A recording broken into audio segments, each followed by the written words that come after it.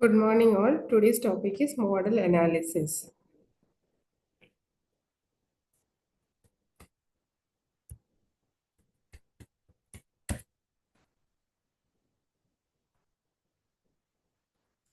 Introduction. Many diagnostic aids are available today, but study models are the oldest. Model analysis is an adjunct in diagnosis and treatment planning. It should hence be corrected with the other data in the diagnosis before formulating any type of treatment plan. Definition. Model analysis is the study of maxillary and mandibular dental arches in all the three planes of spaces using study models, which is a valuable tool in orthodontic diagnosis and treatment planning. There are two types of model analysis, that is mixed dentition space analysis and permanent dentition space analysis. Coming to permanent dentition analysis, there are different types of permanent ending analysis. There are Pond's analysis, Bolton's analysis, Ashley-Hose analysis, Peck and Peck analysis, Korakos analysis, and Carey's analysis. Coming to Pond's analysis, Pond's introduced this analysis in 1909. Pond devised a method of predetermining an ideal arch width based on the mesodistal widths of the crowns of the maxillary incisors. Pond suggested that the ratio of combined incisor to transverse arch width was ideally 0.8 in the bicuspid area and 0.64 in the first molar area. So, Pond's analysis helps in determining if the dental arch is narrow or normal, need for any lateral arch expansion, how much expansion is possible at premolar and molar area. Coming to how we do the Pond's analysis. First step is determination of sum of incisors, determination of measured premolar value, determination of measured molar value. There is a formula for the calculated premolar value, that is sum of incisors into 100 by 80, and determination of calculated molar value, the formula is sum of incisors into 100 by 64. If the measured value is less than calculated value, then there is need for expansion, means the arch is constricted. Paul suggested that maxillary arch should be expanded 1 to 2 mm more during treatment than its normal value to allow for relapse. Drawbacks. Analysis is based on the study of French population. Analysis does not consider the alignment of teeth. Analysis does not consider the malformation of teeth. Analysts do not consider any skeletal mal relationship. Linder-Hart index. It is similar to the Pond's analysis. There is a variation in formula to determine the expected arch width at molar and the premolar region. Expected arch width at premolar region is sum of incisors by 85 into 100, and expected arch width at molar region is sum of incisors by 65 into 100.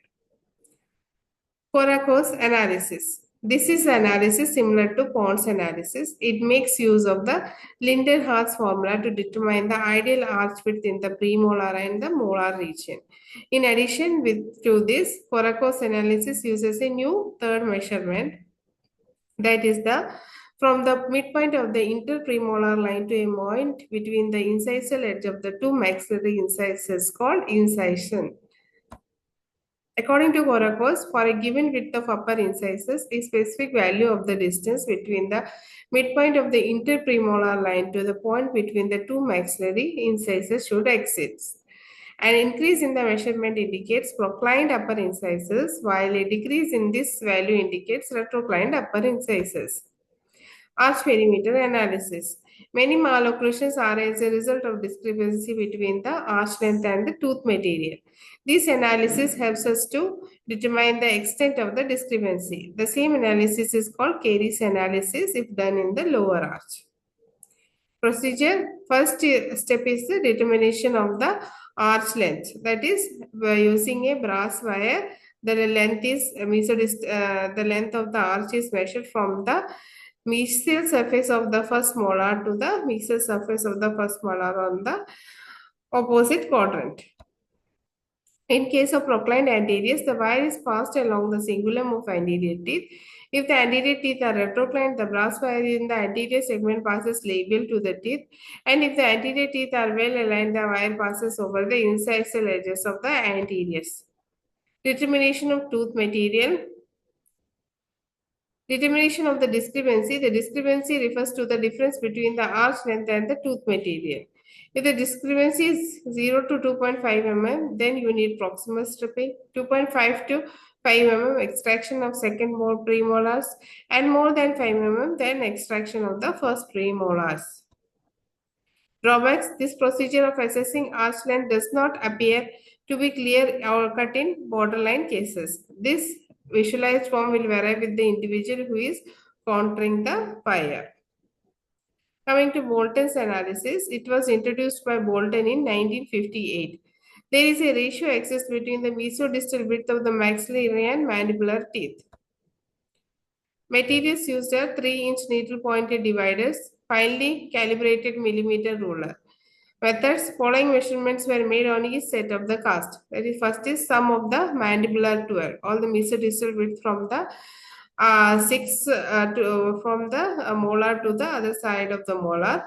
Sum of maxillary 12, sum of the mesodistal width of the maxillary molars to the opposite quadrant of the molar, sum of the mandibular 6, and sum of the maxillary 6. The following ratios were established by Bolton. Overall ratio, percentage relationship of mandibular arch length to maxillary arch length. Overall ratio, sum of mandibular 12 into 100 by sum of maxillary 12. Overall ratio was given as 91.3 percentage and standard deviation of 1.91. Anterior ratio, percentage relationship of the mesodistal width of the mandibular anteriors to maxillary anteriors. Anterior ratio, the formula is sum of mandibular 6 into 100 by sum of maxillary 6. Anterior ratio was given as 77.2 percentage and standard deviation of 1.65. If the ratio exceeds the normal ratio, it indicates the discrepancy in the mandibular tooth material. If value is less than discrepancy in maxillary tooth material.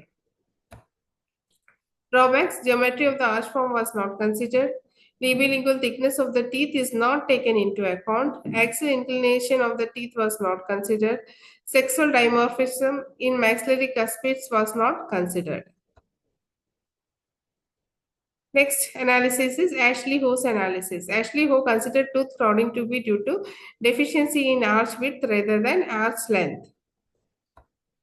Methods. Determination of the total tooth material from the 6 to 6. Determination of premolar diameter from the buccal cusp tip to the opposite sides of the premolar buccal cusp tip. Determination of premolar arch base width from the canine fossa of one side to the other side.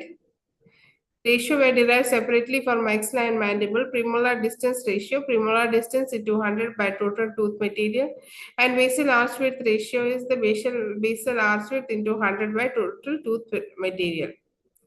The premolar basal arch width and premolar diameter are compared. If premolar basal arch width is less than premolar diameter, arch expansion is not possible.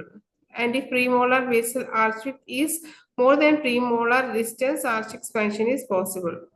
Premolar basal arch width ratio, the ratio between the apical base width at the premolar region and the total tooth material, is called the premolar basal arch width percentage. Premolar basal arch width percentage, premolar basal arch width into 100 by total tooth material. If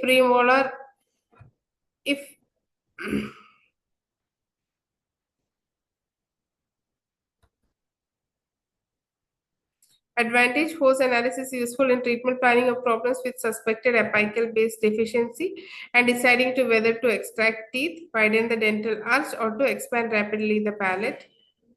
Peck and Peck Index. This analysis was proposed by Harvey Peck and Sheldon Peck. It is done in the lower arch. Peck and Peck suggested certain clinical guidelines on the arrangements. Persons with ideal incisal arrangement had smaller mesodistal width and the comparatively larger labiolingual width than in persons with incisal crowding. Procedure: calculate mesodistal width of the mandibular incisors, individually called mesodistal width, and calculate labiolingual width of the mandibular incisors, individually called labiolingual (LL). Mean value is calculated by the formula MD crown diameter in mm, LL crown diameter in mm into 100. According to Peck and Peck, mean value for lower central incisors should be 88 to 92%. Mean value for lower lateral incisors should be 90 to 95%. Inference: if the value for a given case is more than the mean value, greater the chance of crowding and proximal stripping is indicated. Next, coming to mixed dental analysis. The purpose of mixed dentition analysis is to evaluate the amount of space available in the arch for succeeding permanent teeth and necessary occlusal adjustment. Measurement of the teeth on radiographs, Nance analysis, estimation from proportionality tables, Moyer's analysis, and Tanaka-Johnson analysis. Nance analysis proposed by Nance. Materials needed: sharp dividers, set of periapical radiographs, millimeter ruler, a piece of 0.026-inch plus ligature wire, set of study models.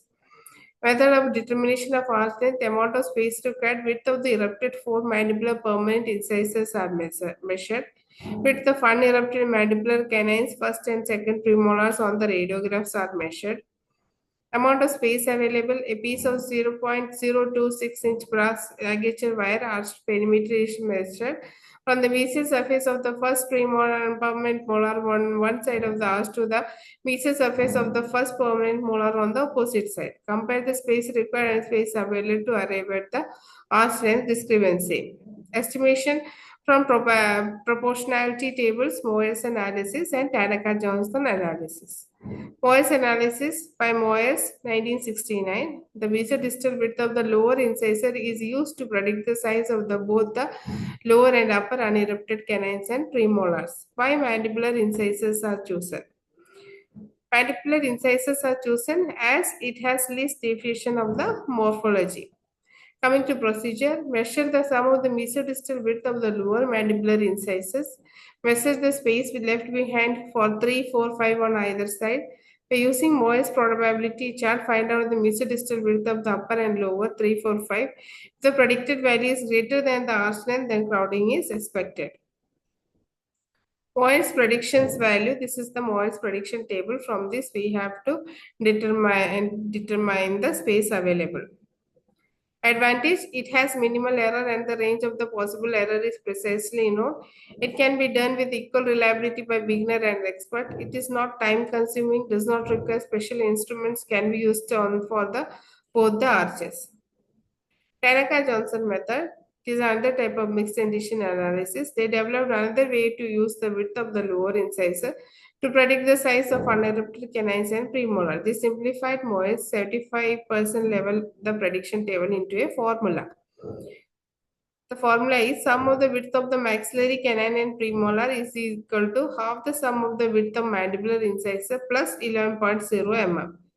And sum of the width of the mandibular canine and premolars, half the sum of the width of mandibular incisor plus 10.5 mm.